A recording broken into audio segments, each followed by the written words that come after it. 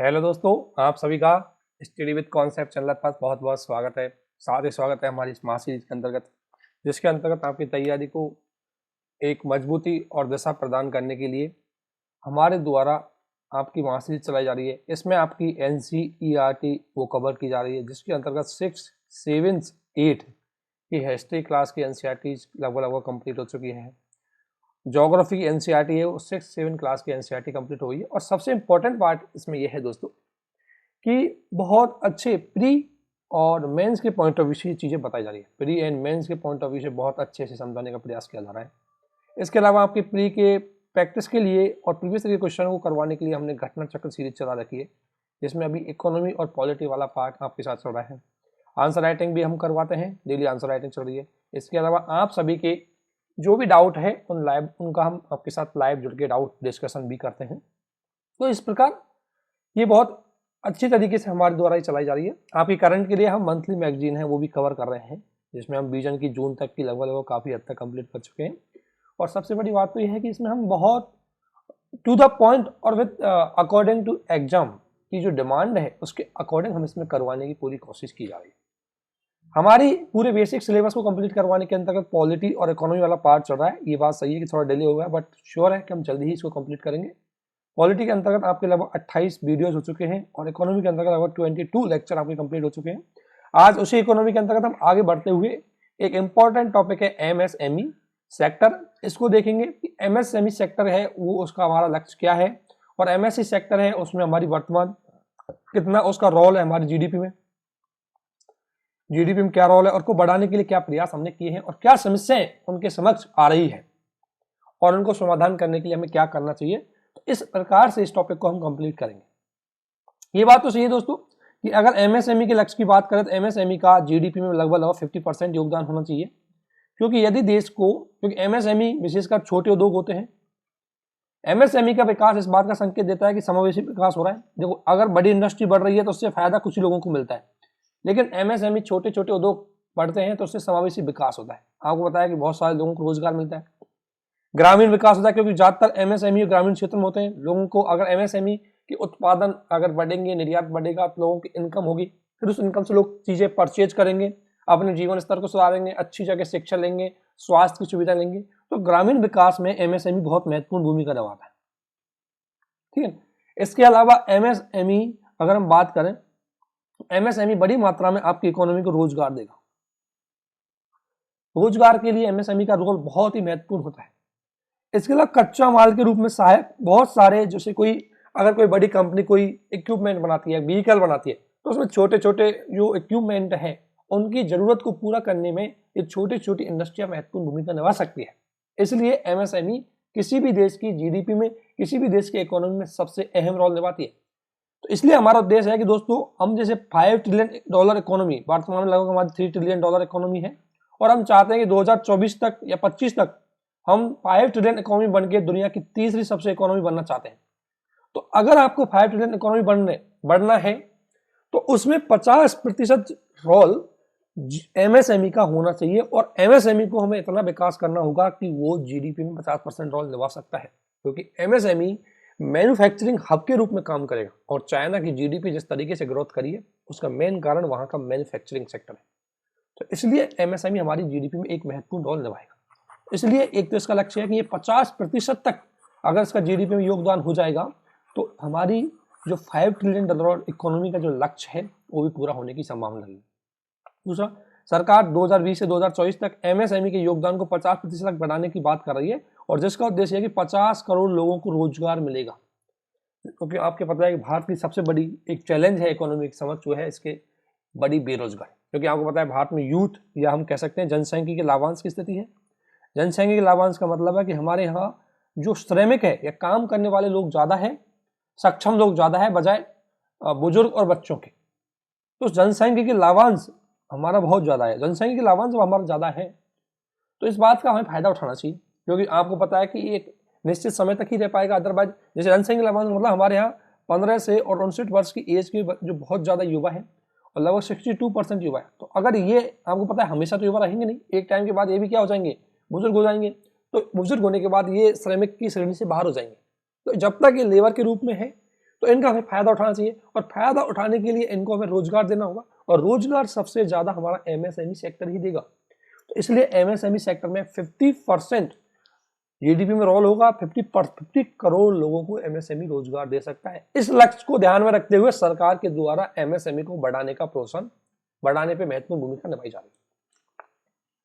अब देखते हैं वर्तमान में हम तो ये तो लक्ष्य रखे, हमारा ये लक्ष्य है कि 50% इसका योगदान होना चाहिए, 50 करोड़ को रोजगार देना चाहिए।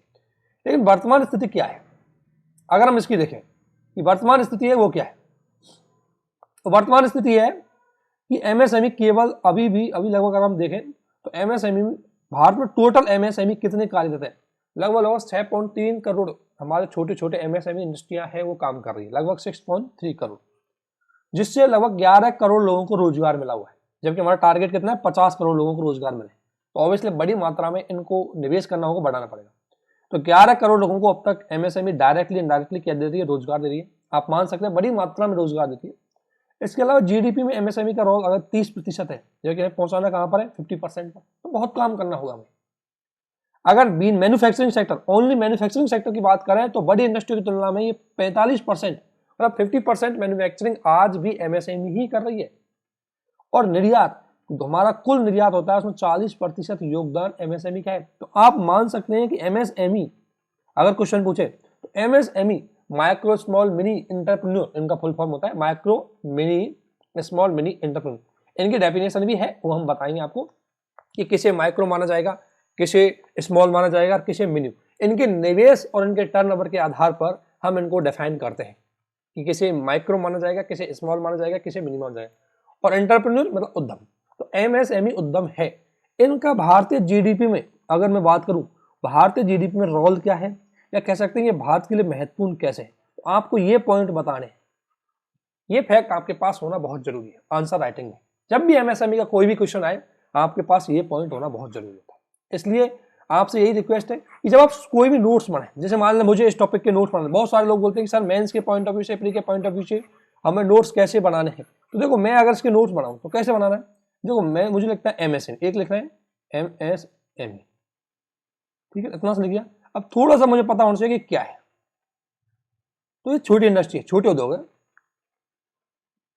ठीक है, और इनको डिफाइन किया गया है, किसके आधार पर किया गया है, एक तो इनका टर्नओवर और एक इनका इन्वेस्टमेंट, ठीक है, इतने लिख दिया। फिर इसका महत्व क्या है इनका, तो ये एक समावेशी विकास में काम आ सकते हैं। एग्जाम्पल आप देख सकते हैं, एक ये आ सकते हैं रोजगार में, एग्जाम्पल आप दे सकते हैं कि भाई ये लगभग आज भी 11 करोड़ लोगों को रोजगार दे रहे हैं, ठीक है। एक आ सकते हैं जीडीपी में रोल निभा सकते हैं, तो आपको पता है वर्तमान जीडीपी में ये अगर बात करूं 30% इनका योगदान है। निर्यात में रोल निभा सकते हैं, कितना योगदान है, लगभग 40% योगदान है। तो ये इनका मैं लिख रहा हूं। इसके अलावा अगर मैं बात करूं, ये हो गया इनका योगदान। अगर मैं लिखूंगा इनकी वर्तमान स्थिति, तो जीडीपी में कितना रोल है इनका, तो जीडीपी में डायरेक्ट लिखूंगा 30% रोल है। कितने हैं टोटल, 6.3 करोड़ है। रोजगार कितने लोगों को, 11.6 करोड़ लोगों को रोजगार। तो इतना सा पॉइंट लिखते हुए आपके मेंस के हिसाब से भी तैयार हो रहा है, प्री के पॉइंट हिसाब से इस तरीके से नोट्स बनाए जाते हैं। अगर मैं बात करूं इनका लक्ष्य, हमारा लक्ष्य क्या है, तो 2024 तक लगभग जीडीपी में कितना होना चाहिए इनका योगदान, 50%, और रोजगार कितना होना चाहिए, 50 करोड़। इतना इनका योगदान होना चाहिए, यही सरकार का लक्ष्य है, क्योंकि हमें $5 ट्रिलियन इकोनॉमी पर जाना है। तो इतने में ये जो बात है पूरी आपकी लिख रहे हैं, इतनी पॉइंटों में आप लिख सकते हो। इस तरीके से दोस्तों शॉर्ट नोट्स बनाए जाते हैं, इस तरीके से आपको नोट्स बनाने होते हैं। बस इतना पॉइंट आपको लिखने होते हैं। उसके बाद आपको कुछ चीजें दिमाग में रखनी होती है, कुछ चीजें आपको अदर चीजों में पढ़नी पड़ती है। ये तो आपको शॉर्ट नोट्स है। जब भी मैं इनका रिवीजन करूंगा तो मैं क्या करूंगा, इसको उठाऊंगा। तो फिर मैं अपने आप कि भाई एमएसएमई क्या है, मैं फिर थिंकिंग करूंगा। एमएसएमई है वो माइक्रो स्मॉल मिनी इंडस्ट्रीज होती है। इनको हमारे एक्ट 2005-6 के अंतर्गत इसको डिफाइन किया गया था। उसके बाद दोबारा 2019-20 के एक्ट के अंतर्गत फिर डिफाइन किया गया है। तो वो चीज आपको पता होनी चाहिए, उनको लिखने की जरूरत नहीं होती। जो भूलने वाली चीज होती है, कई बार आप फैक्ट भूल सकते हो, भाई जीडीपी में कितना रोल है, निर्यात को भूल सकते हो कितने, तो ये चीज आपको लिखी जाती है। हर कोई चीज नहीं लिखी जाती। तो इस तरीके से आपको नोट्स बनाए जाते हैं, ठीक है ना। अब देखते हैं कि एमएसएमई जब हमारे लिए जीडीपी में इतना रोल निभाते हैं, तो इनके विकास और वृद्धि के लिए सरकार ने अब तक क्या किया, तो हमारे प्रयास क्या है।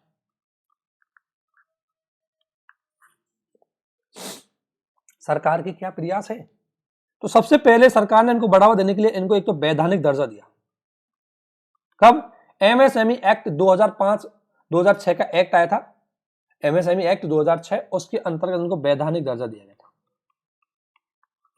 एक काम सरकार ने किया कि सबसे पहले इनको वैधानिक दर्जा दिया, इनको डिफाइन करूं कि किसे माइक्रो माना जाएगा, किसे स्मॉल और किसे मीडियम, ताकि उसी आधार पर इनको फैसिलिटी प्रोवाइड करवाई जाएगी। जो सबसे छोटा होगा उसको अलग फैसिलिटीज होगी, जो थोड़ा मीडियम साइज का होगा उसको अलग फैसिलिटीज होगी। तो इसलिए सरकार ने पहला प्रयास क्या किया कि इनको वैधानिक दर्जा दिया गया था, एक एक्ट लाया गया ताकि इनका रेगुलेटिंग अच्छे से हो सके। दूसरा, एमएसएमई की नई परिभाषा।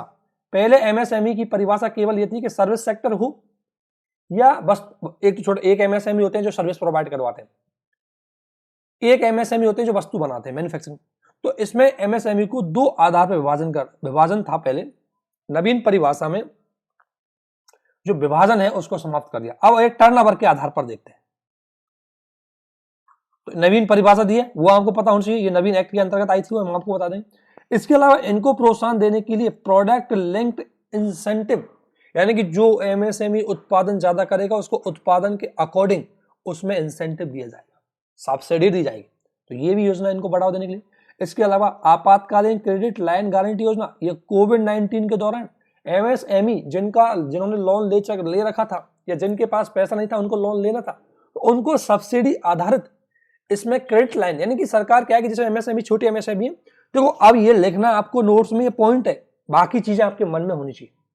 तो आपातकालीन क्रेडिट लाइन गारंटी योजना इनको लोन फैसिलिटीज प्रोवाइड करने के लिए लाई गई थी, और जिन एमएसएमई के पास अपना कोई भी कोलेटरल या अपना कोई भी डॉक्यूमेंट बैंक के पास रखने की क्षमता नहीं थी, उनकी ओर से सरकार के द्वारा गारंटी ली गई थी कि बैंक से बोला गया कि इस एमएसएमई की गारंटी हम लेते हैं, आप इसको पैसे प्रोवाइड करवाओ।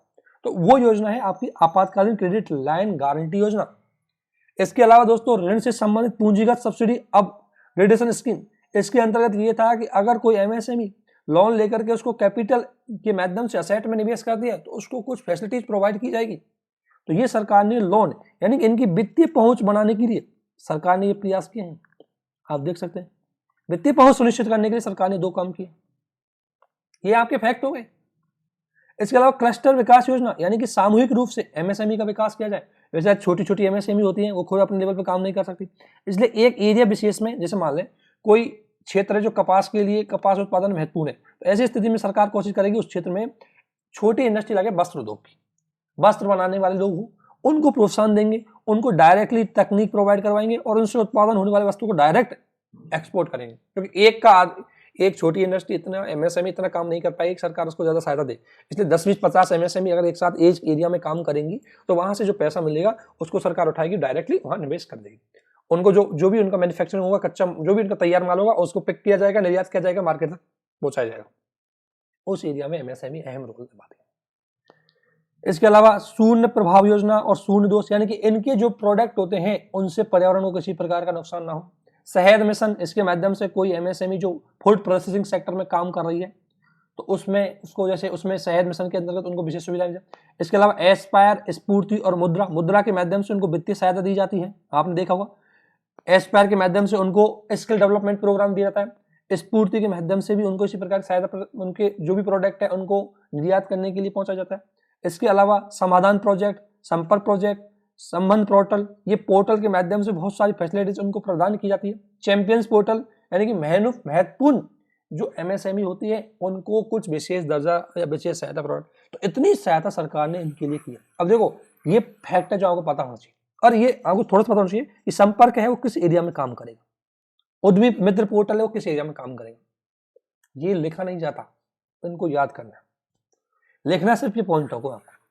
इस तरीके से एमएसएमई को बढ़ावा देने के लिए आपके मन में आ सकता है क्वेश्चन, ये क्वेश्चन पूछ सकती है कि भारत में जब एमएसएमई का इतना रोल है तो भारत ने अब तक एमएसएमई को बढ़ावा देने के लिए क्या क्या काम किए हैं।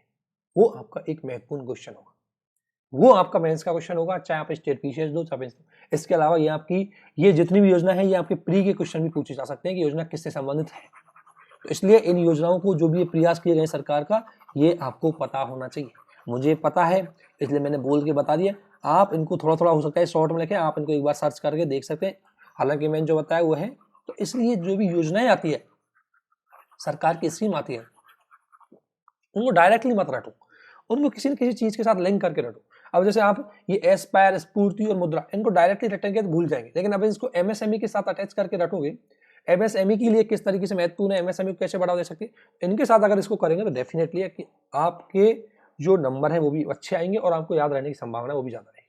ठीक है, अब आते हैं अगला पॉइंट कि जब हमारे पास इतनी पहल है लेकिन एमएसएमई के समक्ष अभी भी कई चुनौतियां हैं, बाधाएं, कई कंस्ट्रेंट्स हैं। अब एक बाधाएं क्या है? सबसे पहले आपको पता है कि एक लॉकडाउन सबसे बड़ी बाधा रहा। एक तो लॉकडाउन के बाद आपको पता है कि कोविड-19 हुआ, अचानक से इनका उत्पादन गिरा और छोटी, आपको पता है एमएसएमई छोटी इंडस्ट्री होती है, अगर इनका उत्पादन डाउन हो गया, इनकी इनकम डाउन हो गई तो इनके पास इनकम नहीं बची, अगली बार रिवाइव करने में इनको बहुत दिक्कत आई। बहुत सारी एमएसएमई वो बंद हो गई थी क्योंकि हमें छोटा उद्योग है, छोटा उद्योग ज्यादा दिन तक बिना उत्पादन के, बिना इनकम के सस्टेन नहीं कर पाता, आपको ही पता है। इसलिए उस पॉइंट ऑफ व्यू से ये काफी तरीके से ये चीजें इस तरीके से रही थी। तो कोविड-19 में आपको पता है लॉकडाउन हो गया था, उत्पादन डाउन हो गया, उत्पादन से इनकी इनकम डाउन हो गई, है ना, और इनका जो आपको पता है वस्तुओं सेवाओं का लॉकडाउन की वजह से, और लोगों को रोजगार भी नहीं दे पा रहे थे, ऐसी स्थिति में इनकी स्थिति बहुत खराब हो गई थी। एक तो चीज ये, कई इंडस्ट्री बंद हो गई थी। दूसरा, डिजिटल और संस्थागत ढांचे में अभाव। हमें इसको पता है कि एमएसएमई के पास अभी ना तो उनके पास ढंग से इंफ्रा अवेलेबल है, ना ही उनके पास ढंग से तकनीक अवेलेबल है, तो बहुत सारी चीजें उनके, ना तो उनके पास तकनीक है, ना बहुत सारी चीजें हैं जो उनके पास अवेलेबल नहीं है, और इसकी वजह से कहीं ना कहीं उनको वो कंपटीशन नहीं कर पाते, क्योंकि जब उनको टेक्निकल सपोर्ट नहीं होता या टेक्नोलॉजी उनकी जब कमजोर होती है तो ऐसी स्थिति में वो कई लेवल पर उनसे कंपटीशन नहीं कर पाती। ये एक बड़ी दिक्कत आती है इसके समक्ष, ठीक है ना। इसके अलावा अगर हम और बात करें, इसमें तो पूंजी की सीमित पहुंच, जैसा कि मैंने आपको बताया कि कई ग्रामीण क्षेत्रों में जो एमएसएमई होती है उनके पास, बेचारों के पास निवेश के लिए पैसा नहीं होता, निवेश के लिए उनके पास पैसा नहीं होता एक तो, और इसकी वजह से जब निवेश नहीं करेंगी तो अच्छी तकनीक यूज नहीं कर पाएंगी। इसलिए सरकार ने इन समस्या को दूर करने के लिए आपको पता है बहुत सारे प्रयास चलाए कि क्रेडिट गारंटी योजना चलाई है उनके लिए, ठीक है ना। इसके अलावा उनको मुद्रा योजना चलाई है। तो इसके पास पूंजी नहीं है, उसको पैसे के लिए जरूरी है, क्योंकि कोई भी इंडस्ट्री चलाने के लिए पैसे, और उसके बाद स्किल भी नहीं है। गांव के एरियाज में लोग ट्रेडिशनल तरीके से काम करते रहते हैं, नई टेक्नोलॉजी के प्रति उनको नॉलेज नहीं होती। इसकी वजह से एक इसकी सबसे बड़ी बात है कि टेक्नोलॉजी की प्रक्रिया बहुत, मैंने बताया जैसे कि उनके पास तकनीकी बहुत कम होती है, जिसकी वजह से उनका उत्पादन भी कम होता है और उत्पादन की गुणवत्ता भी कम होती है, इसलिए वो प्रतिस्पर्धा नहीं कर पाती, और प्रतिस्पर्धा नहीं होगी तो वो वस्तुओं को बेच नहीं पाएंगी, और बेचेंगे नहीं तो उनकी इनकम नहीं होगी, और इनकम नहीं होगी तो निवेश नहीं होगा, और वो फिर इंडस्ट्री बंद होने की कगार पर चली जाएगी। तो ये एक सबसे बड़ी बात है। दूसरा, श्रम संबंधी चुनौती, जैसे क्या होता है कि इनको बहुत सारे छोटी छोटी एमएसएमई होती है, इनको भी श्रमिक कानून फॉलो करने पड़ते हैं, और श्रमिक कानून बहुत ज्यादा जटिल भी है, हालांकि उनको हमने सही किया है, और एक कुशल श्रमिक इनके पास स्किल लेबर नहीं होता। ये इनकी चुनौतियां हैं जिनकी वजह से एमएसएमई है वो आपकी वृद्धि नहीं कर पा रही।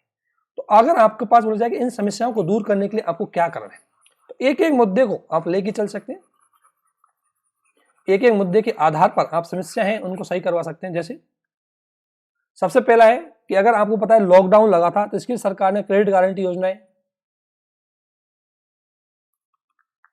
ये विशेष फैसिलिटीज पीएलआई जैसी योजनाएं चलाई, जिसके माध्यम से इनको दूर किया जा रहा है। इसके अलावा पूंजी की कमी को दूर करने के लिए विशेष आर्थिक पैकेज और ऋण तक पहुंच इनकी सुनिश्चित की जाए, इनको लोन आसानी से पहुंच, इसके लिए इनको सब्सिडी दी जाए, मुद्रा जैसी योजनाएं चलाई जाए। दूसरा, सबसे बड़ी बात है कि लोन की फैसिलिटीज है वो थोड़ा इजी बनाई जाए, क्योंकि लोन जब बैंक लेते हैं तो इतने ज्यादा डॉक्यूमेंट इनसे मांग लेते हैं जो इनके पास अवेलेबल नहीं होते। और इसके अलावा एमएसएमई है वो वैश्विक ग्लोबल वैल्यू जो चेन है, यानी कि इनको केवल घरेलू मार्केट तक नहीं, जैसे मान लें अगर आप कोई खिलौना बना रहा है, कोई टॉय बना रहा है, तो टॉय बनाने वाला छोटी इंडस्ट्री है, उसका लिंक डायरेक्ट वैश्विक मार्केट तक होना चाहिए, वो वैश्विक मार्केट तक वस्तुओं को बेच सके। तो ग्लोबल सप्लाई चेन का ये हिस्सा होना चाहिए ताकि ज्यादा से ज्यादा वस्तुओं के निर्यात कर सके, उनकी बिक्री कर सके और इनको अंतर्राष्ट्रीय मार्केट में अच्छा पैसा मिले, जिससे इनके पास इनकम हो और निवेश बढ़े। इसके अलावा इनको वित्तीय प्रौद्योगिकी फिनटेक कंपनियों के साथ जोड़ा जाए, यानी कि जो आपको पता है ऑनलाइन आजकल लोन फैसिलिटीज प्रोवाइड करवाती है, उन कंपनियों के साथ जोड़ें ताकि इनको आसानी से लोन मिल जाए। इनको आप केंद्रीय अनुसंधान संस्थान की स्थापना की जाए, एक केंद्रीय अनुसंधान संस्थान स्थापित हो जो एमएसएमई को ट्रेंड करें, इनको स्किल डेवलपमेंट करें, उसके लिए ये काम करें। और एक मेगा पार्क और विनिर्माण क्लस्टर इनकी स्थापना की जाए ताकि छोटी छोटी एमएसयू को वहां से सपोर्ट मिले। इस तरह अगर हम काम करेंगे तो एमएसएमई काफी हद तक बूम होती चली जाएंगी, और जो हमारा लक्ष्य 50 करोड़ का या 50% ऑफ जीडीपी का या $5 ट्रिलियन ऑफ जीडीपी का, उस लक्ष्य को हम प्राप्त करने में सफल होंगे यदि हम ये अटेम्प्ट करने में या ये प्रयास करने में सफल रहे तो ये था एमएसएमई की बेसिक इंफॉर्मेशन। अब हम थोड़ा सा एमएसएमई की देख लेते हैं कि एमएसएमई सेंटर जो इंडस्ट्री है, ये तो मैंने ब्रीफ बताया कि एमएसएमई के लिए अगर आपसे पता है तो इतना आपको पता होना चाहिए। अब थोड़ा डिटेल से एक बात देख लेते हैं कि 1991 से पहले इनका कोई विशेष विकास नहीं हुआ था, क्योंकि इनको ना ही हमने किसी विशेष प्रकार की फैसिलिटीज दी थी। ये नॉर्मली ब्रिटिश काल से चल रहे थे छोटे छोटे, और आपको पता है ब्रिटिश काल के अंतर्गत ब्रिटिश जो नीति थी, उस नीति की वजह से ये एमएसएमई कहीं ना कहीं, बहुत सारे एमएसएमई आपको पता है, आपने पढ़ा होगा कि जब ब्रिटेन में औद्योगिक क्रांति हुई उसके बाद हमारे छोटे छोटे उद्योगों पर नकारात्मक प्रभाव पड़ा, क्योंकि ये तो परंपरागत तरीके से वस्तु और सेवाएं बनाते थे, वस्तुओं का निर्माण करते थे, लेकिन ब्रिटेन के उद्योग जो सूती वस्त्र उद्योग में बहुत एक्सपर्ट हो गए थे, वो सस्ते और गुणवत्तापूर्ण जो वस्त्र है उनको यहाँ पर बेचते थे। इससे हमारे घरेलू मार्केट या घरेलू इंडस्ट्री वो रद्द हो गई थी, और इसी वजह से हमारा एमएसएमई क्षेत्र पिछड़ गया था। तो हमने 1947 में स्वतंत्रता के बाद भी इन पे ज्यादा फोकस नहीं किया, लेकिन जब नई औद्योगिक नीति आई तो उसके बाद हमने 2006 में, 1991 के बाद जब 2006 में हमारे लगभग सुधार के 10 साल बाद भी हमने इस पे ध्यान नहीं दिया, 2006 में हमने एमएसएमई है उसको परिभाषित करने के लिए एक्ट लेके आए और इसको परिभाषित किया, इनका वर्गीकरण किया। 2010 ईस्वी में इनका विनिर्माण एमएसएमई उद्योगों का वर्गीकरण किया गया था, और ये वर्गीकरण ये था कि देखो विनिर्माण क्षेत्र में अगर कोई एमएसएमई है तो देखो मैं आपको बता रहा था क्या, ये होगा माइक्रो, स्मॉल और मीडियम। तो किस एमएसएमई को विनिर्माण क्षेत्र में माइक्रो माना जाएगा? जिसने 5 करोड़ रुपए तक का टर्नओवर किया है, जिसका 5 करोड़ रुपए टर्नओवर है वो माइक्रो इंडस्ट्री कहलाएगी। जिसका टर्नओवर 75 करोड़ रुपए तक का है वो मैक्रो, और जिसका टर्नओवर 250 करोड़ रुपए तक का है वो मीडियम इंडस्ट्री के रूप में जाना जाएगा। और सर्विस सेक्टर में भी कुछ मात्रा डिसाइड की, इसी तरीके से सर्विस सेक्टर यानी कि दोनों क्षेत्रों में एमएसएमई उनको डिफाइन किया गया था। ये चीज आपको ध्यान में रखना है। तो और बाकी चीजें हमने आपको बता दी। अब इंडस्ट्री वाला सेक्टर हमारा कंप्लीट हो गया, क्योंकि हमने एमएसएमई देख लिया, एमएसएमई को मैंने वैसे लिखा एमएसएमई देख लिया हमने, एमएसएमई देख लिया। इसके अलावा हमारी जो इंडस्ट्री पॉलिसी 1991 की है वो देख ली है ना, उद्योग देख लिए, कृषि देख ली। अब हमारा एक और सेक्टर बच रहा है, उसको देखते हैं, हमारा विदेशी व्यापार। विदेशी व्यापार के सेक्टर की अगर हम बात करें तो 1991 के बाद हमने विदेशी व्यापार को बढ़ावा देने के लिए क्या क्या किए वो चीज को देखते हैं। देखो आपको पता है कि 1947 से लेकर के और 1991 तक हमारा विदेशी व्यापार क्या था? सीमित था। आयात पर प्रतिबंध बहुत थे और हमारे यहाँ उत्पादन बहुत नहीं था, इसकी वजह से हमारा व्यापार ज्यादा एक्टिव नहीं था, और विशेषकर ये यूएसएसआर के साथ व्यापार होता था। विशेषकर ज्यादातर व्यापार है वो यूएसएसआर के साथ होता था, लेकिन 1991 में यूएसएसआर का विखंडन हो गया था, है ना, डिसइंटीग्रेशन हो गया था। तो ऐसी स्थिति में हमारा व्यापार है बंद हो गया, और ऐसी स्थिति में हम किसके साथ व्यापार करें? और बहुत सारे व्यापार के प्रतिबंध थे। और साथ ही 1991 में हमने, आपको पता है, नए आर्थिक सुधार अपनाए, जिसमें एलपीजी को अपनाया। और एलपीजी में ग्लोबलाइजेशन का मतलब यह था कि हमें वैश्विक अर्थव्यवस्था से जुड़ना है, और वैश्विक अर्थव्यवस्था से जुड़ने के लिए हमें व्यापार की जो बाधा है उनको समाप्त करना होगा। और व्यापार में सबसे बड़ी बाधा यह थी कि हमने बहुत सारी कस्टम्स ड्यूटी, विदेश से आने वाली वस्तुओं को प्रतिबंध करके रखा था, विदेश से आने वाली वस्तुओं को प्रतिबंध करके रखा था, उनके ऊपर कस्टम ड्यूटी बहुत लगा रखी थी ताकि वस्तु यहाँ पर नहीं आए। और हम इसलिए हमारा जो कहीं ना कहीं विदेशी निर्यात व्यापार है वो ज्यादा अच्छा नहीं था। इसलिए अगर हम देखें तो ये बात बोले कि 1991 से पूर्व भारत की व्यापार नीति संरक्षणवादी थी। संरक्षणवादी का मतलब हम हमारे घरेलू मार्केटों को सुरक्षा देने के चक्कर में व्यापार को प्रतिबंध कर दे या आयात को प्रतिबंध कर दे। और आयात को प्रतिबंध दो तरीके से किया जाता है। एक जो आयात करने वाली वस्तुएं हैं उनकी संख्या डिसाइड करके भाई जैसे एक महीने में 10 वस्तु ही भारत में आ सकती है, इससे ज्यादा नहीं। और दूसरा आयात को प्रतिबंध करने के है कि आप कस्टम ड्यूटी या अदर शुल्क ज्यादा बढ़ा दो ताकि वो वस्तु इतनी महंगी हो जाए कि आपके मार्केट में आकर ही नहीं पहुंचे। तो हमने इन दोनों तरीके की नीति को अपनाया, जिसकी वजह से भारत की वैश्विक लेवल पर ये इमेज बन चुकी थी कि भारत व्यापार को बढ़ावा नहीं देता, भारत अपने घरेलू मार्केट को ही सुरक्षित रखना चाहता है, क्योंकि हम इसलिए रखते थे कि हमारा मार्केट कमजोर है। लेकिन एक बात बताओ कि कमजोर बच्चों को कब तक घर में छुपा के रखो? आपको कंपटीशन तो बाहर से करना है, इसलिए कमजोरी सही लेकिन लड़ाई करो। इसलिए 1990 तक हमारी इंडस्ट्री ज्यादा एक्टिव नहीं हो पाई क्योंकि उनको कंपटीशन नहीं मिला, और बिना कंपटीशन के कोई एक्टिव नहीं हो पाता। इसलिए 1991 से पूर्व हमारी इंडस्ट्रियां इसलिए कमजोर हुई क्योंकि उनको प्रतिस्पर्धा नहीं मिली।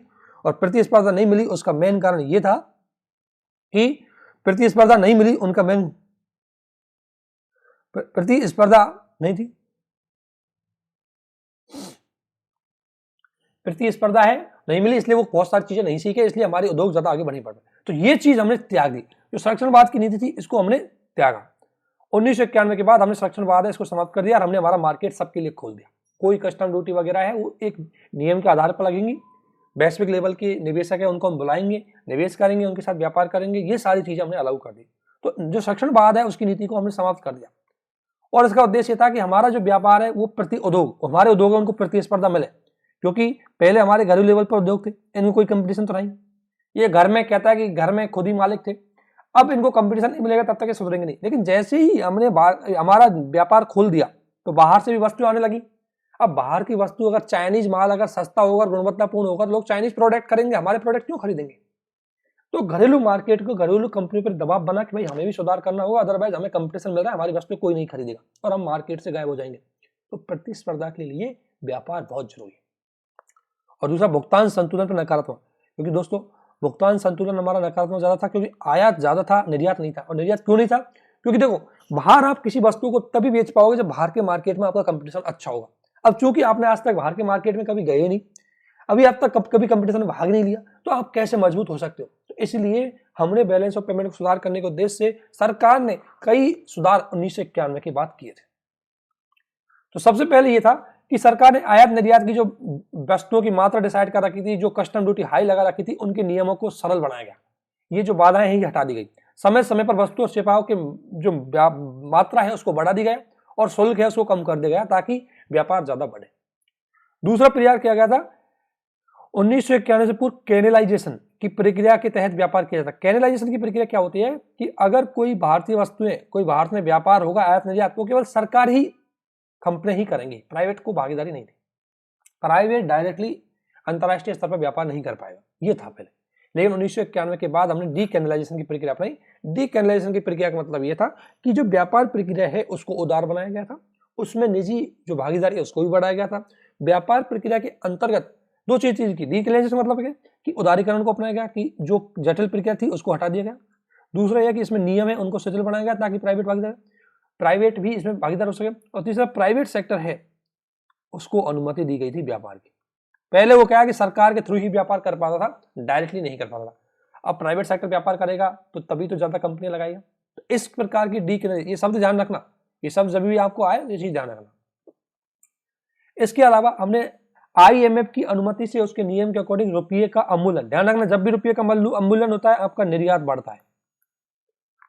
यानी कि मैंने पहले बताया था, 1 रुपये के बराबर, अगर $1 बराबर 20 रुपये है और अगर हमने रुपये को कमजोर कर दिया, $1 बराबर 40 रुपये है, तो पहले कोई अमेरिका का व्यक्ति $1 में, अगर किसी डॉलर में 20 रुपये वाली वस्तु खरीद सकता था, अब वो 40 रुपये वाली वस्तु खरीद सकता है, तो ऑब्वियसली वो ज्यादा वस्तु खरीद सकता है। ज्यादा वस्तु खरीदेगा तो अमेरिका में बैठा हुआ व्यक्ति भारतीय वस्तुओं को ज्यादा डिमांड करेगा, तो इससे भारत का निर्यात है वो ज्यादा बढ़ेगा। तो इसलिए निर्यात को बढ़ाने के लिए, आपको पता है चाइना ऐसी हथकंडे का यूज करता है, लेकिन चाइना बहुत ज्यादा करा देगा। वो चाइना अंतरराष्ट्रीय नियमों का अनुपालन नहीं करता, जबकि हम IMF के नियमों के अकॉर्डिंग ही हमारी रुपये का कमजोर करते हैं। दूसरा, रुपये का परिवर्तनीयता। रुपये की परिवर्तन मतलब हमारे रुपये का दूसरे मुद्रा के साथ बदलना आसान हो।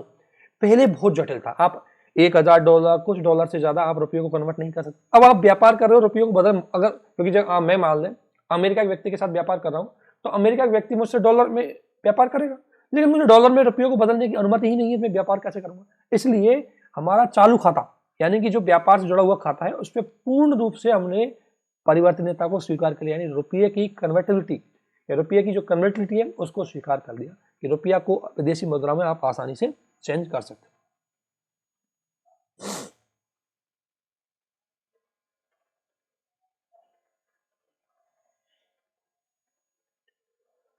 तो रुपये की परिवर्तन चालू खाते में क्रमिक रूप से स्वीकार किया जा सकता है। तो ऐसे क्रमिक रूप से पहले चरण में हमने क्या किया कि प्रथम चरण में हमने क्या किया कि व्यापार खाता, ये हम आगे देखेंगे, व्यापार खाते पर आंशिक परिवर्तनता, फिर व्यापार खाते के बाद पूर्ण परिवर्तनता और चालू खाता, जिन पे हम पूर्ण परिवर्तनता को स्वीकार कर लिया था। पूंजी खाते पर अभी भी हमने पूर्ण परिवर्तन स्वीकार नहीं की। इसके अलावा दोस्तों हमने इस प्रक्रिया को, जो ये व्यापार की प्रक्रिया है कि पूंजी का जो मुद्रा का कन्वर्टर है या मुद्रा का परिवर्तन है, जिसको हम सिस्टमेटिक तरीके से धीरे धीरे पूर्ण रूप से स्वीकार किया, इसको बोलते हैं लर्म्स, यानी कि liberalisation exchange rate management system. यानी कि ये धीरे तरीके से हम आगे इसको पढ़ेंगे मुद्रा परिवर्तनता को। हालांकि मैंने शायद 1-2 वीडियो में आपको पढ़ा दिया है, पिछली वीडियो देखो आपको, उसमें मैंने पढ़ा दिया था इसको, लेकिन हम एक बार और देख लेंगे। तो मुद्रा की परिवर्तन धीरे धीरे की गई ताकि व्यापार ज्यादा बढ़ सके। और सेज तो हमने बनाए इसलिए थे कि वो वस्तुओं को वहां पर उत्पादन करे और निर्यात करे, और उसके बारे में हमने पढ़ाई कर ली कि क्या होते हैं सेज, ठीक है ना।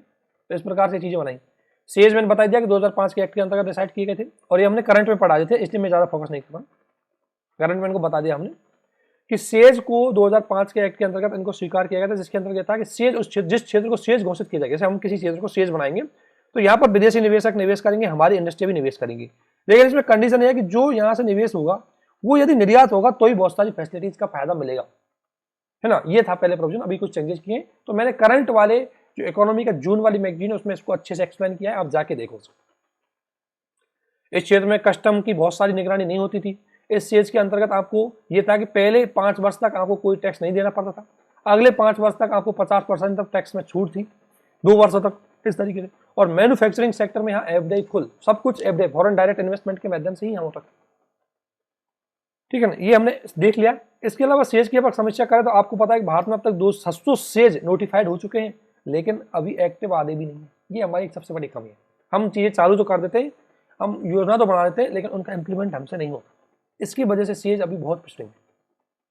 अगर बात करें, जैसा कि मैंने आपको बताया था, भारत में अभी तक सेज का आकार $100 बिलियन है। मतलब सेज है वो निर्यात केवल $100 बिलियन तक करता है, जबकि चीन में अकेला एक सेज है सेंजिंग, $300 बिलियन का निर्यात करता है एक, और हमारे 250 वो $100 बिलियन का करते हैं। आप अनुमान लगा सकते हैं चीन कितना सक्सेस रूप से इसमें आगे लेकर हम पीछे कैसे देखें। सेज में सबसे बड़ी बात, सेज के लिए हम जो भूमि दी गई है उसका 40% यूज हो पाया, अब बाकी ऐसे ही पड़ी हुई है रिजर्व में, ठीक है। और कुछ विश्लेषक कहते हैं कि चीन का सेज सक्सेस रहा, हमारा सेज सक्सेस नहीं रहा। तो इसके कई कारण थे। कारण ये थे कि एक तो सेज हमने 2005 में अपनाया था, लेकिन जैसे ही हमारे निवेश आता उतने में ही 2008 में आर्थिक मंदी आ गई। 2008 में आर्थिक मंदी आ गई तो विदेशी निवेशकों के पास निवेश के लिए पैसा नहीं बचा, तो फिर हमारे यहाँ निवेश आया ही नहीं, इसलिए हमारे सेज सक्सेस नहीं हुई। दूसरी है कि विनिर्माण क्षेत्र में हम जो हमारे सेज में जो वस्तुएं बनती थी उनकी गुणवत्ता इतनी नहीं थी कि विदेशी वस्तुओं को कंपटीशन दे सके, प्रतिस्पर्धा नहीं दे पा रही थी, इसलिए भी सेज ज्यादा विकास नहीं कर पाया। इसके अलावा इनको जो इन्वेस्टमेंट के लिए जो फंड चाहिए था, सरकार ने वो फंड इनको प्रोवाइड नहीं करवाया। इसलिए पर्यावरण, इनको ध्यान रखना, सेज में ये तो है कि आपको बहुत सारी छूटें दी जाती है, लेकिन पर्यावरण मामलों पर आपको अनुमति लेनी पड़ती है, और हमारे यहाँ पर्यावरण कानून इतने जटिल है कि उनमें अनुमति मिलना इतना आसान नहीं है। तो इसकी वजह से कई निवेशक है वो भारत में निवेश ही नहीं करते, वैसे छोड़ के चले जाते हैं, ठीक है ना। तो ये हमारे लिए एक सबसे बड़ी दिक्कत थी।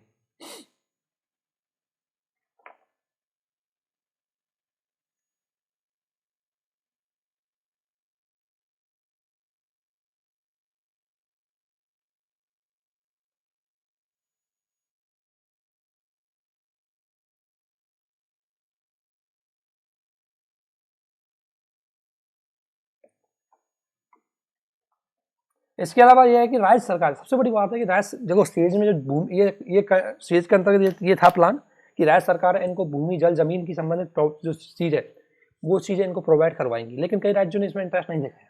इसकी वजह से तो सेज की नीति का अध्ययन करने के लिए और इसका अच्छे से चीज देखने के लिए एक कमेटी भी हमने इसमें बनाई थी, आपको पता हो तो। एक मिनट। तो इसका अध्ययन करने के लिए एक बाबा कल्याणी की अध्यक्षता में एक कमेटी बनाई, और इस कमेटी ने कई सुझाव भी दिए। इसने बोला कि सेज नीति है, इनका हमें रिव्यू करना चाहिए, इसमें बहुत सारे ऐसे प्रोविजन है जिनको हमें बदलना होगा। स्पेशली प्रोविजन ये था कि केवल जो व्यक्ति जो वस्तु यहाँ पर उत्पादन होगी उनको अगर निर्यात करेंगे तो ही फैसिलिटीज प्रोवाइड उस कंपनी को फैसिलिटीज मिलेंगी, अदरवाइज उसको फैसिलिटीज नहीं मिलेंगी। इसकी वजह से बहुत सारी कंपनियां यहाँ निवेश के लिए नहीं आती।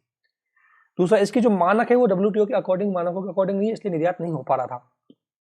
इसमें जो भूमि है उसका अधिकतम यूज नहीं हो पा रहा था, और तटीय रोजगार क्षेत्र जैसे दिल्ली मुंबई कॉरिडोर, नेमजे, ऐसी परियोजनाओं के साथ सेज का मर्जिंग किया जाए। जैसे आपने क्या कर रखा कि एक सेज आपने जयपुर हाईवे पे बना रखा है, ये मतलब दिल्ली जयपुर हाईवे पे, अब ये बन रहा है इस सेज में, अगर आपने ये बना रखा है तो इसको इस हाईवे के साथ कनेक्ट करो, फिर बंबई जाएगा, बंबई के साथ जो औद्योगिक गलियारा है हमारा उसके साथ कनेक्ट करो, और वहां बंबई के जो तटीय क्षेत्र है जहां पर हमने तटीय रोजगार जोन बनाए, तटीय रोजगार जोन का मतलब है CEZ का मतलब है कोस्टल एम्प्लॉयमेंट जोन, यानी कि वो जोन जो कोस्टल एरिया की जो इंडस्ट्री होती है, जैसे इस प्रकार से जो निर्यात के लिए इंडस्ट्री होती है, उन इंडस्ट्रियों को बढ़ावा दिया जाएगा।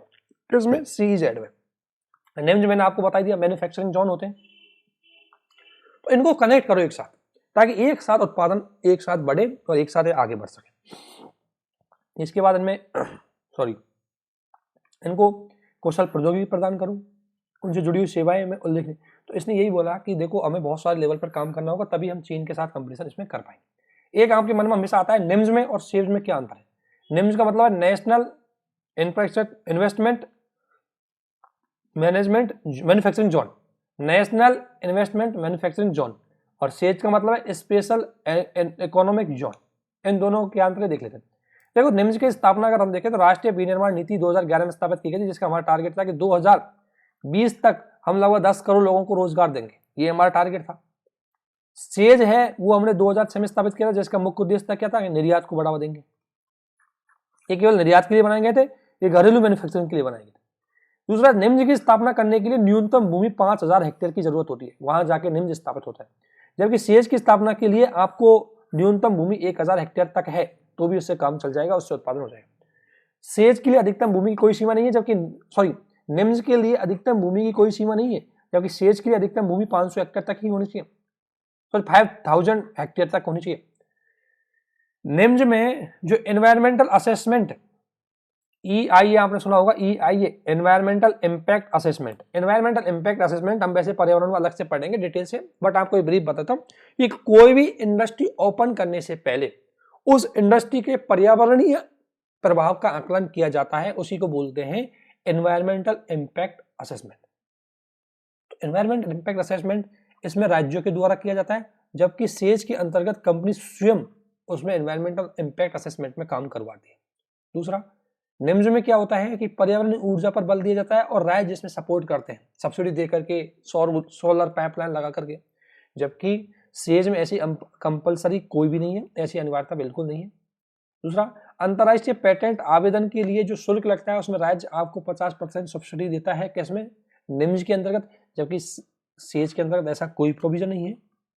इसके अलावा सिंगल विंडो प्रणाली दोनों में उपलब्ध है। सिंगल विंडो प्रणाली का मतलब यह है कि एक साथ जाएंगे आप, फॉर्म एप्लीकेशन करेंगे, सारी चीजों की क्लियरेंस, सारी चीजों की अनुमति आपको एक साथ मिल जाएगी, तो उसे बोलते हैं सिंगल विंडो क्लियरेंस। तो ये दोनों में उपलब्ध है, ये चीज आपको ध्यान रखनी कि what is the difference between says and NIMS.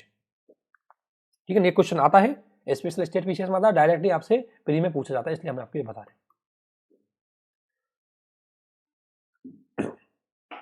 इसके बाद हमारा सबसे इंपॉर्टेंट टॉपिक जो हम आपको हमेशा बताते हैं कि इंडिया एंड WTO, भारत और विश्व व्यापार को एक बार एक नजर में हम देख लेते हैं कि WTO के साथ हमारा बहुत ज्यादा डिस्प्यूट भी है और WTO हमारे साथ इस देखो आपको मैंने पहले ही बताया था, अगर आपने करंट में मैगजीन में देखा होगा WTO के बारे में बहुत बताया था। इस टॉपिक को हालांकि मैंने करंट वाली मैगजीन है उसमें अच्छे से आपको बता रखा था।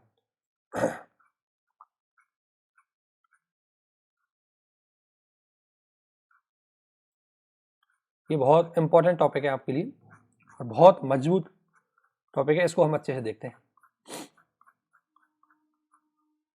देखो आपको पता है द्वितीय विश्व युद्ध हुआ, द्वितीय विश्व युद्ध में व्यापार में बाधा आ गई। जब भी युद्ध होता है दो देशों के बीच में व्यापार बंद हो जाता है। जैसे आपको पता है भारत और पाकिस्तान के बीच में स्थिति सही नहीं है, तो ऐसी स्थिति भारत पाकिस्तान के बीच में व्यापार बंद हो गया। और द्वितीय विश्व युद्ध में बहुत सारे देशों के बीच में सही स्थिति नहीं, आपस में संबंध अच्छे नहीं थे, तो व्यापार युद्ध, इसकी वजह से व्यापार नहीं बढ़ पाया था और व्यापार में बहुत सारी बाधाएं थी। जैसे मैं विदेश से आने, मेरा कोई दुश्मन है, मान लो कोई पड़ोसी देश, तो मैं उसकी आने वाली हर वस्तु पर ड्यूटी लगा दूं, कस्टम ड्यूटी लगा दूं, उसकी वस्तुओं को मार्केट में आने नहीं दूं, बहुत सारी बाधाएं लगा दूं, तो व्यापार बढ़ ही नहीं पाएगा।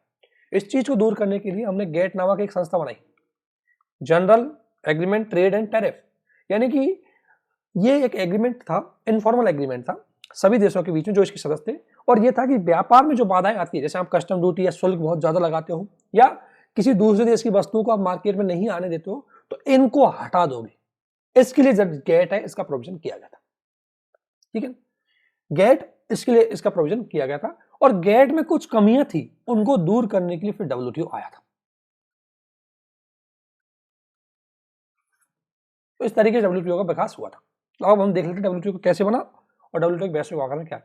देखो WTO एक वैश्विक अंतर्राष्ट्रीय संगठन है जो राष्ट्रों के बीच में मुख्य रूप से व्यापार के नियम बनाता है और उनको लागू करता है। यह general agreement on trade and tariff, जो मैं गेट बता रहा था, उसी का बाद के रूप में इसका गठन किया गया। लेकिन ये बहुत WTO है वो ऐसा नहीं कि एक दिन में ही गठन हो गया, इसके लिए बहुत सारी वार्ताएं चली, डिस्कशन चला, उसके बाद कि किस तरह की हमें संस्थाएं बनानी चाहिए। तो WTO की वार्ताएं अगर हम देखें तो एक तो उरुग्वे दौर चला। उरुग्वे दौर क्या है? उरुग्वे दौर की मतलब यह है कि उरुग्वे दौर, उरुग्वे 1986 में गैट का एक सम्मेलन हुआ, गैट का एक कॉन्फ्रेंस हुई, और उसमें गैट की कॉन्फ्रेंस हुई तो इसमें कई मुद्दे थे, जिसमें मुद्दे ये थे कि देखो भाई जो गैट है वो ये माना जाता है कि गैट विकसित देशों का ज्यादा सपोर्ट करता है, क्योंकि विकसित देश है उनकी इंडस्ट्री बहुत अच्छी है तो कंपटीशन वहां, अब गरीब देश है उसकी वस्तु तो विकसित देशों में कंपटीशन नहीं कर पाएगी। विकसित देश है वो समान चाहते हैं कि गरीब देशों को इसी प्रकार की भूमिका या उनकी वस्तु पर उतना ही शुल्क लगाते हैं जितना वो खुद की वस्तु पर लगाते हैं। तो इसलिए वो वस्तु जैसे बांग्लादेश में उत्पादन होने वाली वस्तु अगर मान लो यूरोप की मार्केट में जाएगी और आप उतना ही कस्टम ड्यूटी उस पर लगा दे जितना अमेरिका की वस्तु यूरोप की मार्केट में आती है उतनी में, तो आपको पता है अब बांग्लादेश की वस्तु अमेरिका की वस्तु के साथ तो कंपटीशन नहीं कर पाएगी।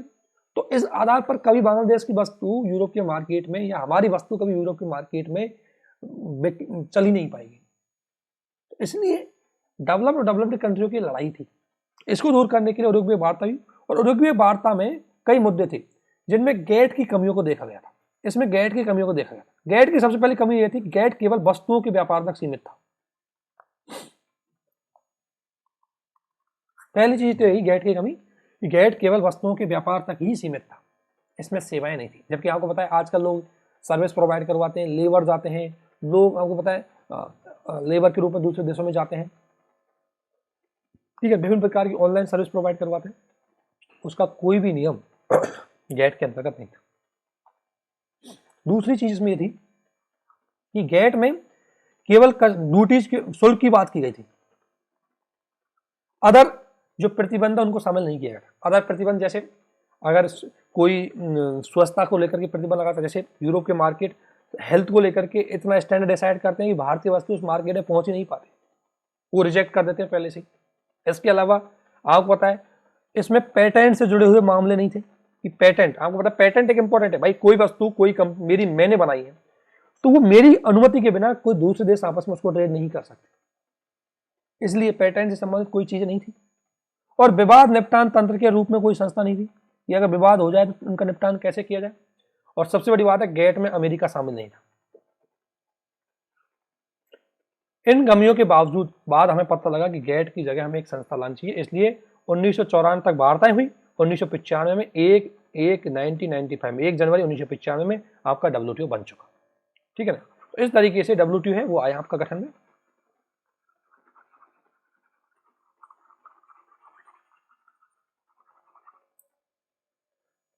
और WTO के अंतर्गत आपको पता है गैट ट्रिप्स समझौता, ट्रिप यानी कि इंटेलेक्चुअल प्रॉपर्टी जो पेटेंट रिलेटेड एग्रीमेंट है वो हुए। विवाद निपटान संस्थान के रूप में हमें क्या बना, एक किसका निर्माण हुआ, ये WTO का निर्माण। तो WTO का काम तो आपको जानी है कि नियमों को बनाना और लागू करना जिससे कि व्यापार है वो आसान हो सके। लेकिन WTO गठन हुआ उसके बावजूद भी विकसित और विकासशील देशों में कई मुद्दों को लेकर के वार्ताएं चली, क्योंकि दोनों के हित अलग अलग है। और जैसा कि आपने अगर मेरे करंट की मैगजीन में मैंने इसको अच्छे से बताया कि विकसित और विकासशील देशों में क्या डिस्प्यूट है, तो एक सबसे बड़ी बात है दोहा विकास दौर। दोहा में 2001 से लेकर के अब तक ये वार्ताएं चल रही है। मतलब दोहा में सबसे पहले स्टार्ट हुई थी, WTO की बैठक हुई थी दोहा में, और इसमें जो WTO का 2004 मंत्री स्तर, ध्यान रखना WTO की जो बैठक होती है उसमें मिनिस्टर शामिल होते हैं, विशेषकर कॉमर्स मिनिस्टर। तो हर देश के कॉमर्स मिनिस्टर इसमें आते हैं, वो वार्ताएं करते हैं। तो 2001 में चौथा कॉमर्स मिनिस्ट्री इसकी बैठी, पर चौथे मिनिस्ट्रियल लेवल पर इसकी वार्ता हुई, जिसमें कृषि, सेवा, व्यापार और पर्यावरण और भौगोलिक संकेतक के आधार पर 20% क्षेत्रों को शामिल किया गया था। इनमें ही डिस्प्यूट था। अब मैं थोड़ा बता देता हूँ, इसमें दिया गया है जो बाकी डिटेल्स देखेंगे। कृषि में क्या डिस्प्यूट था, कृषि में डिस्प्यूट था सब्सिडी का। देखो आपको पता है कि बेचारे गरीब देश है, वहाँ अगर सब्सिडी, वहाँ अगर एग्रीकल्चर का विकास करना है, जैसे भारत में अगर एग्रीकल्चर का विकास करना है जिसकी इकोनॉमी सब्सिडी पर डिपेंड है, तो ऑब्वियसली भारत सब्सिडी देगा। भारत सब्सिडी देता है, जैसे उर्वरक पे सब्सिडी देता है, बीज पे सब्सिडी देता है। इसके अलावा भारत मिनिमम सपोर्ट प्राइस के माध्यम से उसको कीमत पे सब्सिडी देता है, लोन पे सब्सिडी देता है। तो भारतीय सब्सिडी देता है तो हमारा किसान की लागत फिर कम आती है, लागत कम आती है, हमारी वस्तुएं अंतर्राष्ट्रीय मार्केट में क्या चल जाती है, आसानी से कंपटीशन कर लेती है। इससे विकासशील देश खपाए, वो बोलते हैं कि आप सब्सिडी ज़्यादा देते हो ताकि आपकी वस्तु हमारे यहाँ सस्ती आ जाती है, हमारा घरेलू मार्केट इससे नुकसान में चला जाता है। तो सब्सिडी को लेकर के एग्रीकल्चर में सब्सिडी वाले मुद्दे को लेकर के विकसित और विकासशील देशों में लड़ाइयां चल रही है। भारत कहता है हम सब्सिडी देंगे क्योंकि हमारी जरूरत है, हम पीडीएस सिस्टम के अंदर का सब्सिडी देते हैं, विकासशील विकसित देश बोलते हैं नहीं देनी चाहिए। हम बोलते हैं यार हमारे लोगों की खाद्यान्न आपूर्ति करनी है तो हमें सब्सिडी देनी होगी, हम गरीब है, हमारे लोग उसको खरीदने में सक्षम नहीं है। इसको लेकर के एक तो लड़ाई चली। सर्विस में गरीब देशों और विकासशील देशों का ये कहना है कि भाई हमारे यहाँ जनसंख्या है, आप वीजा के जो कानून है उनको आसान बनाओ ताकि हमारे लोग वहाँ काम करने चले जाए। लेकिन विकसित देश जैसे अमेरिका, यूके, ये देश अपने वीजा के कानून इतने जटिल बना देते हैं कि विकासशील देश के लोग यहाँ आ ही नहीं, इनके यहाँ प्रवेश नहीं कर पाते। तो इसको लेकर के विवाद है। इसके अलावा पर्यावरण भी है कि विकसित देश कहते हैं कि सभी को समान भूमिका निभानी चाहिए ताकि पर्यावरण को सही किया जा सके। विकासशील देश कहते हैं कि भाई आपने ज़्यादा नुकसान पहुंचा है तो ज़्यादा भूमिका आपकी होनी चाहिए। इसको लेकर के डिस्प्यूट है। और विकसित देश कहते हैं कि गरीब देशों को, विकासशील देशों को पर्यावरण के कानूनों को जटिलता से फॉलो करना चाहिए। हम कहते हैं कि भाई जटिलता से फॉलो करेंगे तो हमारे यहाँ इंडस्ट्री नहीं लग पाएंगी, उद्योग नहीं लग पाएंगे, हम यहाँ निवेश कैसे करेंगे, रोजगार कैसे बढ़ाएंगे। इसकी वजह से दोनों में लड़ाई चली। जीआई संकेत है। भारत जैसे देश कहते हैं कि जीआई का मतलब होता है ज्योग्राफिकल इंडिकेटर, यानी कि किसी भी वस्तु के उत्पादन में वहाँ की ज्योग्राफी का रोल होता है तो उसको एक जीआई टैग दिया था। जैसे असमी चाय, दार्जिलिंग की जो चाय है उसको जीआई टैग दिया था। तो भारत जैसे देश या विकासशील देश कहते हैं कि जीआई टैग को ट्रिप के अंतर्गत शामिल किया जाए। जैसे आप पेटेंट, आप रिसर्च अनुसंधान करके पेटेंट आपने ले लिया तो आप पेटेंट पे तो अधिकार कर रहे हैं, तो हमारे यहाँ कोई जीआई टैग किसी वस्तु का हमने अगर पिछाप प्राप्त कर लिया तो हमें उस पर अधिकार होना चाहिए। इनको लेकर के लगातार इनमें बाधाएं हुई, लेकिन अभी तक बाधाएं 2008 में हुई। उसके बाद बाली पैकेज आया, नैरोबी पैकेज आया। ये ध्यान रखना, ये पैकेज किससे रिलेटेड है? डब्ल्यूटीओ की वार्ताओं से रिलेटेड पैकेज है। और इनमें यही था कि विकसित और विकासशील देशों की जो लड़ाइयां चल रही थी उसको दूर करने का प्रयास किया गया। और लड़ाई के मुद्दे मैंने आपको बता दिए, ये 5 मुद्दे दिख रहे हैं ना, ये कृषि, सेवा, व्यापार, पर्यावरण और ये। व्यापार में क्या मुद्दा है? विकसित देश कहते हैं, विकासशील देश कहते हैं भाई हमारी इंडस्ट्री कमजोर, हमें थोड़ी विशेष सुविधा दो। विकसित देश कहते नहीं देंगे। इसको लेकर के इनमें डिस्प्यूट चल रहा है। इसके अलावा अगर हम बात करें तो वैश्विक व्यापार में, देखो मैं समझा रहा हूं कि क्या कहानी है इसकी, और ये इंपॉर्टेंट है। इसका प्री में क्वेश्चन आता है, मेंस में क्वेश्चन आता है। मेंस में यूपीएससी क्वेश्चन पूछा है वैश्विक व्यापार में। विश्व व्यापार डब्ल्यूटीओ की अगर आपसे पूछा है, डब्ल्यूटीओ वैश्विक व्यापार में क्या भूमिका निभाता है? मुख्य रूप से 3 भूमिका निभाता है। पहली कि वैश्विक व्यापार को रेगुलेटिंग करने वाला एकल इंटरनेशनल इंस्टीट्यूट है, तो एकमात्र अंतर्राष्ट्रीय संस्था है। अगर मान लें, हो सकता है कि डब्ल्यूटीओ चाहे कैसे ही काम करे लेकिन कहीं ना कहीं व्यापार को रेगुलेट तो कर लेता है। व्यापार में पहले तो ये था कि राजा महाराजा के टाइम पर ये था, या पहले आपने देखा होगा सेकंड वर्ल्ड वॉर के टाइम पर ये था कि हर कोई राज्य अपने हिसाब से व्यापार के नियम बनाता था, अपने हिसाब से कस्टम ड्यूटी लगा रहा था, सस्ते करता था, जिस तरीके के जो नियम। इसलिए यहाँ पर जो वैश्विक व्यापार संस्था है उसके रूप में काम करता है। दूसरा, डब्ल्यूटीओ आज छोटे और कमजोर देशों के हितों की रक्षा करता है। जैसे आपको पता है विकासशील देश है या अल्पविकसित देश है, इनको विशेष फैसिलिटीज देता है, इनकी कस्टम ड्यूटी, शुल्क ड्यूटी या व्यापार के मानक है उनको इनके लिए आसान बनाता है। और तीसरा, वैश्विक विश्व व्यवस्था में एक गढ़ के रूप में, यानी कि ग्लोबलाइजेशन को बढ़ावा देता है। ग्लोबलाइजेशन मतलब एक इकोनॉमी दूसरे इकोनॉमी के साथ जुड़े, उसमें कहीं ना कहीं एक इंस्टीट्यूट है जो डब्ल्यूटीओ है। तो अगर किसी प्रकार का 2 देशों के बीच में विवादों का निपटान होता है, व्यापार को लेकर विवादों का निपटान विवाद होते हैं, तो उनका समाधान भी डब्ल्यूटीओ करता है। इसलिए डब्ल्यूटीओ एक अहम रोल के रूप में निभाता है। ये 3 पॉइंट जरूर बताना जब भी डब्ल्यूटीओ का रोल बताए। अब ये ध्यान रखना, अभी तक कौन से ऐसे मुद्दे हैं जो अभी तक अनसुलझे हैं और भारत उनमें क्या कमेंट करता है, भारत का क्या स्टैंड है। तो जैसा कि मैंने पहले बताया था, कृषि सब्सिडी, जैसे मैंने बताया कि विकसित देश कहते हैं कृषि सब्सिडी को कम किया जाए, क्योंकि भारत कहता है कि नहीं भाई, हम जैसे खाद्यान्न सब्सिडी देते हैं, जिसमें हमारा खाद्यान्न सुरक्षा एक्ट 2013 है, इसका बहुत ज्यादा विरोध किया जाता है कि भारत, देखो खाद्यान्न सब्सिडी से क्या होता है कि हमने खाद्यान्न सब्सिडी दे दी। खाद्यान्न सब्सिडी जब 1 kg प्रति 1 रुपये किलो, 2 रुपये किलो गेहूं अनाज प्रोवाइड करवाते हैं, तो जब हमारे यहाँ सस्ता अनाज मार्केट में मिलता है तो लोग बाहर से अनाज क्यों खरीदेंगे? तो बाहर के किसानों के लिए हाँ कंपटीशन करना आसान नहीं। इसलिए विकासशील देश बोलते हैं कि भारत को ये सब्सिडी जो दी जा रही है ये गलत स्टैंड से दी जा रही है, जबकि भारत ने बोला है कि हम हमारी सब्सिडी खाद्य सुरक्षा के लिए दे रहे हैं, हमारे सभी लोगों तक खाद्य सुरक्षा पहुंचे। और डब्ल्यूटीओ का एक उद्देश्य है कि हर व्यक्ति को खाद्य सुरक्षा सुनिश्चित हो। खाद्य सुरक्षा का मतलब ये होता है कि सभी तक उचित गुणवत्तापूर्ण खाद्यान्न की पहुंच वहनीय मूल्यों पर हो। उचित गुणवत्तापूर्ण खाद्यान्न की पहुंच वहनीय लेवल पर हो तो खाद्य सुरक्षा होती है। तो एक तो भारत कैसे सब्सिडी का मुद्दा है, भारत कहता है कि नहीं हम सब्सिडी सही दे रहे हैं, विकसित देश गलत तरीके से आंक रहे हैं। हम देखो अगर किसी को खाद्यान्न में सब्सिडी देते हैं तो ये एग्रीकल्चर सब्सिडी में नहीं आनी चाहिए, ये तो खास तरीके से सब्सिडी है, तो इसको लेकर के दोनों में लड़ाई चल रही है। मत्स्य पालन सब्सिडी का मुद्दा, भारत का कहना है कि विकासशील देशों को वैश्विक प्रतिबद्धताओं से छूट दे देनी चाहिए। देखो भाई विकासशील देश है, उनके पास अच्छा इंफ्रा नहीं है, उनको अच्छा उनके पास जाल नहीं है। अब आपने वैश्विक मान्यताएं माना रखी है कि कोई भी मछली मत्स्य पालन करेगा तो उसका पर्यावरण को नुकसान नहीं होना चाहिए।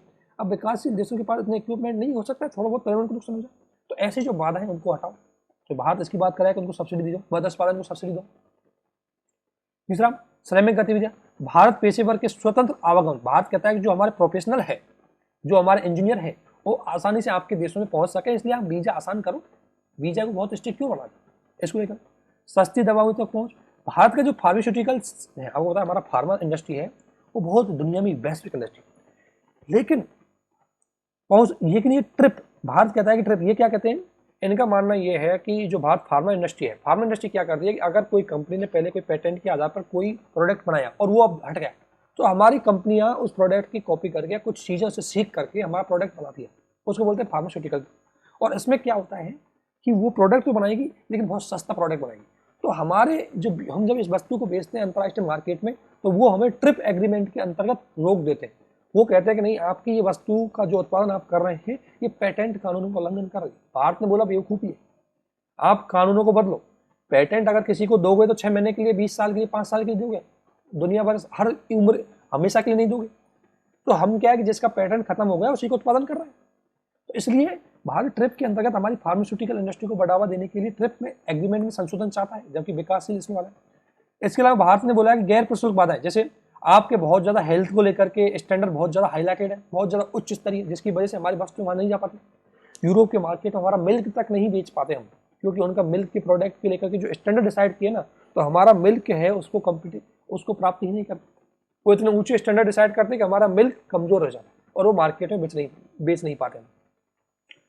इसके अलावा गैर व्यापार मुद्दों पर बात की, जैसे भारत ने बोला है कि भारत का तर्क है कि उन्हें बातचीत के मंच में पूरी तरह बाहर रखा जाना चाहिए।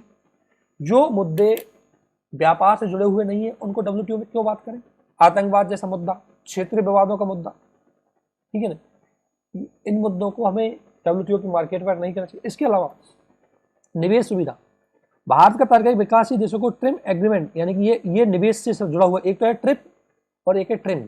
ट्रिप का मतलब बौद्धिक संपदा और ट्रिम का मतलब निवेश से जुड़ा हुआ है। इसके जो कानून है उनको थोड़ा आसान बनाओ ताकि भारत में निवेश ज़्यादा जाए।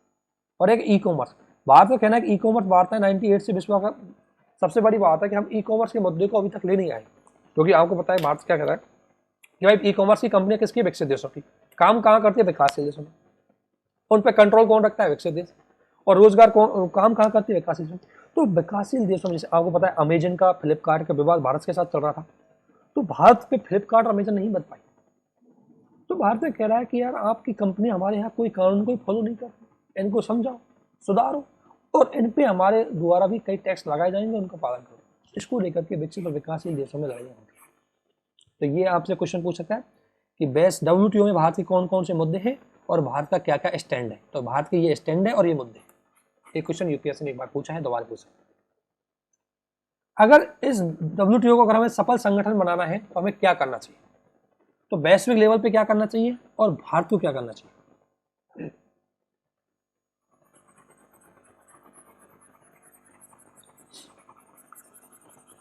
देखो ये बहुत इंपॉर्टेंट मुद्दा था जो मैंने इतनी संक्षिप्त में आपको बता दिया है, ठीक है ना। तो इन चीज़ों को एक एक को समझ लेना, अगर इसमें कोई मुद्दा आपको समझ में नहीं आए पूछ सकते हैं।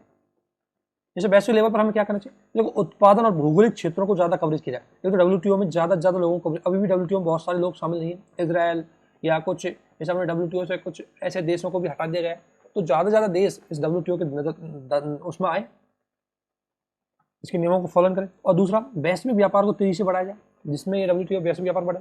घरेलू सुधारों को प्रेरक के रूप में हमें काम करें और हमें ग्लोबल सप्लाई चेन में इसको शामिल किया जाना चाहिए। इसके अलावा भारत को क्या करना चाहिए, भारत को अपना निर्यात है वो बढ़ाना चाहिए। उदारीकरण में भारत का जो सॉफ्टवेयर सेक्टर है वो बहुत तेज गति से, अच्छा एक चीज में सॉरी इसमें बोला, ये बताना चाह रहा है कि WTO की क्या सफलताएं हैं, तो वैश्विक लेवल पे क्या सफलता है, भारत के लेवल पे क्या सफलता है, सॉरी ये उपलब्धियां बता रहा है WTO की उपलब्धियां। WTO की उपलब्धि है कि इसमें उत्पादन और भौगोलिक क्षेत्र में आपको पता है 193 से समथिंग इसके देश शामिल है। तो इतने लोग एक प्लेटफॉर्म के नीचे आकर के व्यापार कर रहे हैं, बहुत तेज गति से व्यापार बढ़ा है। आपको पता है, अगर आप देखोगे 1950 और 2021 के व्यापार में लगभग बहुत ज्यादा गुना अंतर है। उसके अलावा घरेलू कानून में सुधार किए गए, वैश्विक सप्लाई चेन बनी, एक देश दूसरे साथ कनेक्ट हुआ, वैश्वीकरण को बढ़ावा मिला, व्यापार बढ़ा। इसके और भारत के लिए व्यापार, भारत का एक दशक में सॉफ्टवेयर का निर्यात दोगुना हो गया। ध्यान रखना, इतना फायदा मिला डब्ल्यूटीओ से। भारत का सॉफ्टवेयर क्षेत्र का निर्यात बहुत तेज गति से बढ़ा है। भारत में श्रम प्रदान की वजह से भारत में जो लोग हैं वो आपको पता है आज भारत के लोग बहुत जगह जाके अमेरिका में, अरब कंट्रियों में, एशियन कंट्री में बहुत जगह जाके काम कर रहे हैं और वहां से बड़ी मात्रा में हमारे यहाँ फॉरेक्स या विदेशी निवेश है उसको भेज रहे हैं। इसके अलावा भारत में गरीबी कम हुई है। आज आप देख सकते हैं भारत में गरीबी का स्तर 21% है, जबकि 1991 में यही गरीबी 40-50% के समथिंग थी। तो इस बात का संकेत है कि निर्यात बढ़ने से हमारी गरीबी भी कम हुई है। तो ये इसकी सक्सेस रेशियो है। लेकिन वर्तमान में इसके समक्ष कई चुनौतियां हैं। वर्तमान में एक तो सबसे बड़ी चुनौती ई कॉमर्स, नया क्षेत्र आ रहा है ई कॉमर्स। और ई कॉमर्स में क्या है कि ऑनलाइन ट्रेड होती है और ऑनलाइन ट्रेड को रेगुलेट करना आसान नहीं है। दूसरा, ई कॉमर्स की कंपनियां हैं विदेशी, मतलब विकसित देशों की, और व्यापार करती है गरीब देशों में। तो गरीब देश का कंट्रोल इन कंपनियों पर नहीं रह पाता, इसलिए अच्छे से वो इनके नियमों को पालन नहीं करवा पाते। इसकी वजह से डब्ल्यूटीओ की समक्ष एक चुनौती आ रही है कि ये नया क्षेत्र आ गया जो पहले नहीं था। पहले व्यापार फिजिकली होता था, अब ऑनलाइन होता है। दूसरा, 1950 में विकासशील देशों के होने के बावजूद भी वैश्विक आर्थिक वितरण पर परिवर्तन। आपको पता है आज विकासशील देशों की भूमिका जीडीपी में वैश्विक लेवल पे बढ़ चुकी है, तो उनकी भी भागीदारी हमें बढ़ानी चाहिए। दूसरा, अमेरिका और चीन में जो ट्रेड वार चल रहा है वो इस बात, अगर ट्रेड वार यानी कि व्यापार के संबंधित युद्ध है और व्यापार के युद्ध को रोकने की जिम्मेदारी डब्ल्यूटीओ की है और डब्ल्यूटीओ पिछले 3-4-5 साल से इसको रोकने में असफल रहा है। तो इस बात का संकेत है कि डब्ल्यूटीओ के समक्ष सबसे बड़ी बाधा है, क्योंकि व्यापार युद्ध होंगे तो व्यापार में बाधाएं ज्यादा होंगी और व्यापार सीमित होगा, इसलिए डब्ल्यूटीओ का रिलेवेंट कम हो जाएगा। इसके अलावा व्यापार डब्ल्यूटीओ के जो अपीली निकाय है वो ज्यादा एक्टिव नहीं दिखा, उसके कई डिसीजन फॉलो नहीं हो पाए। इसके अलावा कई क्षेत्रीय संगठनों का निर्माण हुआ, तो अगर क्षेत्रीय संगठन व्यापार के क्षेत्र में बढ़ रहे हैं तो इस बात का संकेत है कि डब्ल्यूटीओ ज्यादा एक्टिव नहीं हो पा रहा। जैसे RCEP, regional cooperative economic partnership, ये लगभग 15 देश है, इसमें 10 इसमें आसियान के देश है और 5 में चाइना,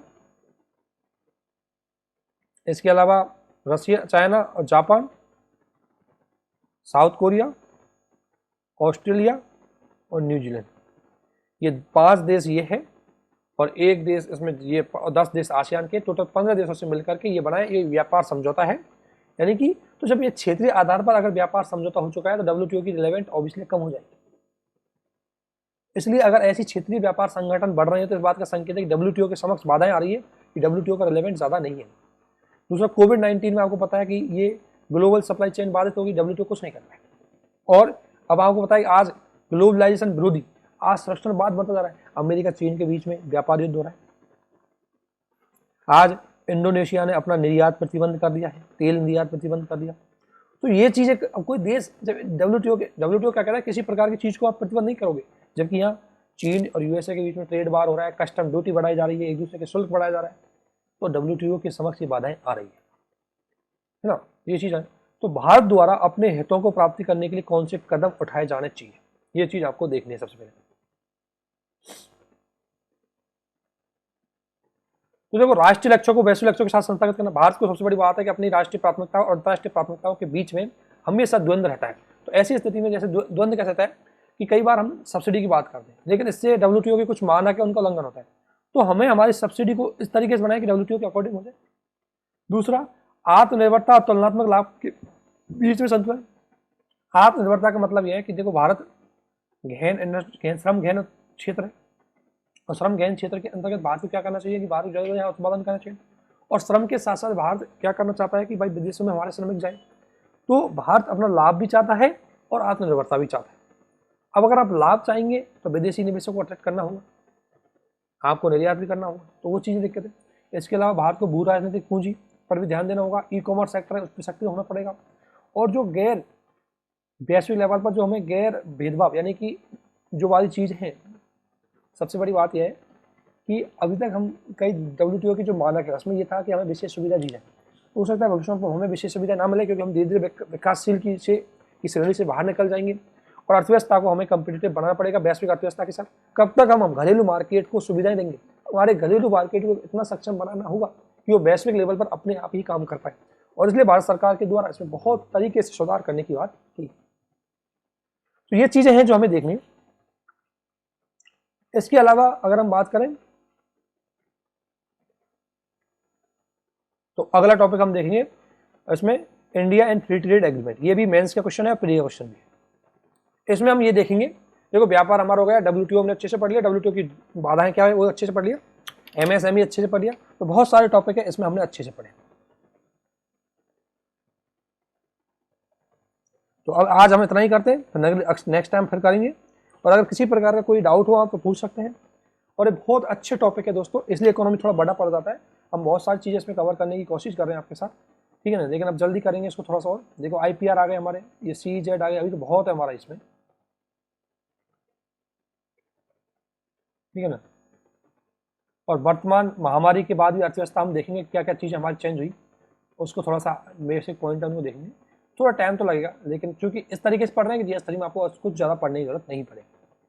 तो इसी के साथ हम इसी को यहीं समाप्त करते हैं। आप सभी का हमारे साथ बने रहने के लिए बहुत बहुत धन्यवाद, थैंक यू, शुक्रिया। आप सभी से रिक्वेस्ट है कि ज़्यादा से ज़्यादा इन चीज़ों को शेयर करें, ज़्यादा से ज़्यादा इनको देखें। आप सभी को बहुत बहुत धन्यवाद, थैंक यू।